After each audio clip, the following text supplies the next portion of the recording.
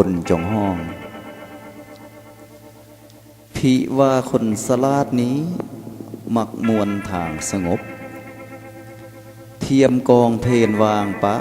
เงียบเสียงสงบไว้แมงเมื่อตีดังต้องสุดสะออดกองมวล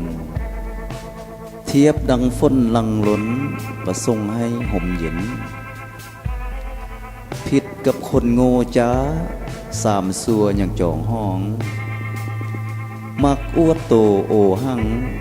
ดังของตายบ่ดังใดสุดจะพันละนาแท้แนวคนเวรผ่านโลกมีแต่โยห้างเลื้อยสำนึกเบื้องบ่กระท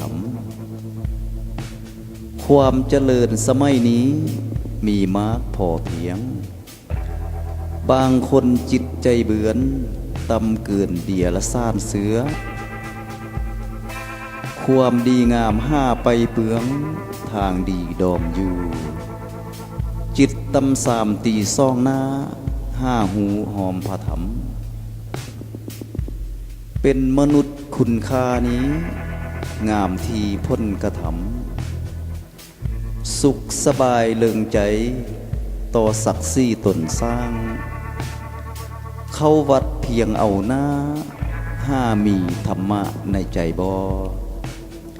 ยังบ่ตายก็ลอกล้อเป็นเพศสอสันดานแท้เด้